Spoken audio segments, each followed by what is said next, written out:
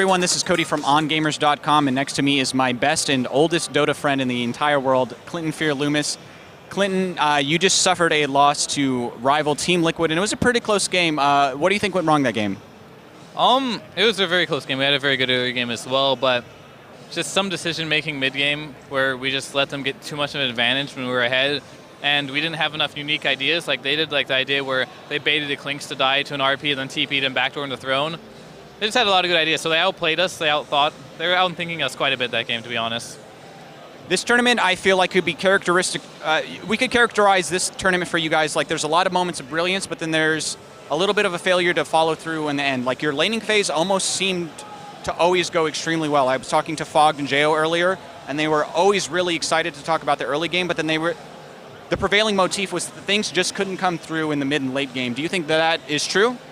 It's definitely true. We practiced a lot and focused on this tournament, like making sure our early game went really, really well. So we just put a lot of time and effort in fixing early game. But unfortunately, we're kind of a little inexperienced right now. We have a lot of people switching roles and inexperienced players. So when mid game comes rolling around, we kind of get confused and we don't know exactly what we need to be doing mid game. And we end up like throwing away our advantages in a lot of these games because we don't know what to do mid game. Speaking of switching roles, you've done a little bit of role switching, well, actually quite a bit of role switching in the last year. If I think back to maybe DreamHack last year, you were playing the one position, then you switched to support again, or then you switched to support and now you're back at the one. I talked to Jo, he says he likes playing support a little bit more. How are you feeling back in the one position? Is this the role that you excel in? It's definitely the role I excel in. I think I can excel in pretty much any role if I put enough time into it, but I've been playing this role for over a year, so naturally it's just going to be my strongest role. And as far as everyone else, Jo, I don't think he's ever played support before, so it's kind of like a big switch for him. And I'm not on leadership anymore. I gave Jo complete leadership of the team as well, so it's a lot of big changes happened, and yeah, I don't know. We're just experimenting a little bit right now. You mentioned that you gave Jo leadership, and this is actually the first I've heard about it. Does that include drafting as well, or are you still leading there? I gave him leadership over everything, actually. So yeah, he is drafting for us currently. I had the opportunity to talk to you a little bit earlier over here as you guys were preparing for one of your matches, and you said, the team entirely said that one of the things that you felt like you were really weak in this tournament was sort of committing an idea to like what you were drafting towards. You said your draft felt a little weak. Is this something that you still think is true, and is this something that you guys think you can improve on going into winter? Yeah, our draft needs a little bit of work because I feel like we're kind of limited on the heroes we play.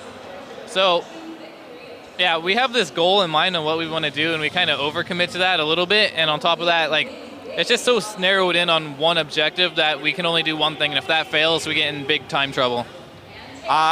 If I'm not mistaken, all 5 of you are living in the Evil Geniuses facility in the Bay Area right now, which is actually a truly unique situation for Dota players. If I'm not mistaken, you guys are the only North Americans currently with a pro house, and you're one of the... I don't even think Alliance is all in a house anymore. You guys sort of have a light winter. You didn't qualify for DreamHack. You're not going to be playing in the Kingston D2L finals. I don't think you qualified for that. Yeah. We didn't qualify for anything.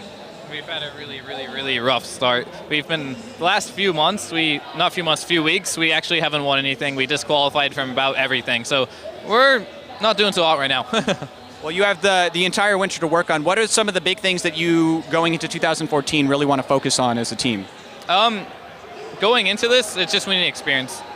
All these events we're playing at, with all the role swapping, new players, stuff like that, we just need a lot more experience, and it's showing in a lot of our games.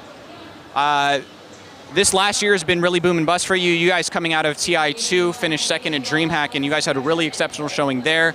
And then it's been hit or miss, really good showing, not so good showing. After TI3, you guys did a huge roster shuffle, and then after this event, and then after ESWC where you placed second, are you still committed, and are you still sure that this is the roster that you want going forward? Yeah, I feel like since I already invested so much time, that I should stick with it for a couple of reasons. But like, I have a lot of talented players on this team, a lot of talent. We just need a little more experience, and we knew this going into like this roster when we built it. So we just need more experience. So this is what we came here for. So we're gathering experience. So the longer we stick together, the better we'll be.